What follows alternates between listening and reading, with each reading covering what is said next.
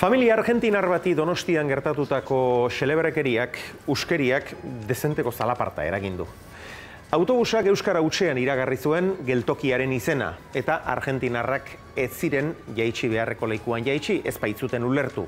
Horren ondorioz, hemendik aurrera, geltokien izenak euskaraz eta gaztelaniaz iragartzea erabaki dute. Xabin Fernandez. Urrengo geltokia Artzaiona.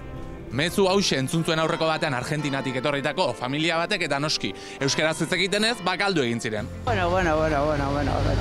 Txoferrak erderaz eta euskaraz egiten du. Txoferrak bai, baina goitiken aitzen da nagola esaten du ba. Urrengo geltokia Artzaionaren plaza. Hori euskaraz bakarrik. Bueno. Kanpotarrak nongoak ziren? Argentinatik etorritakoak ziren. Galdu ziren, bueno, galdetu. Berriro galdetu eta zer egingo deu? Urrengo geltokia, Zubieta 14. Zuko lautziko zenuke, aldaketaren bat proposatuko zenuke. Horrela utziko nuke, jende oitzutzeko. Hombre, agian gazteleraz eta euskaraz jarri. Eske egoera horretan, Nahi ez izen aldazia, hemen Euskal Herrin gaude. Zuk dagoen bezala utziko zenuke. Bai, dudik gabe. Pare bat idiomaten esan, euskera, erdera, ez dakit. Pare bat gutxienez, ezta? Bai, hombre, ulertzeko bintzat. bakarrik gazteleraz itea, ze Argentinakoak balin badira, eske euskeraz ez dakite, orduan. Nik uste dela bi hizkuntzetan igual eman behar dela. Zaldan luzkegia geldituko.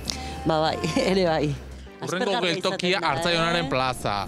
Próxima parada, la plaza de Buen Pastor. Bai. Artzaionaren plaza, plaza Buen Pastor. Bai, hori barko. Hola, Beto. Hola, inbarko. Ena oso aroz nahi baina. Claro. Jende ez galtzeko? Claro.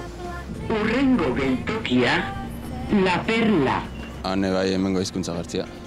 Han ere eskatuko dugu Argentinan, ez dut arteka euskeraz esan dezatela? Euskeraz o erderaz behintzat, zoze ulertzeko behintzat bai.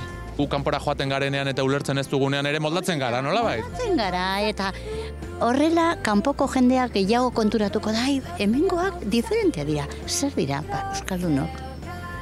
Eta polita da hori.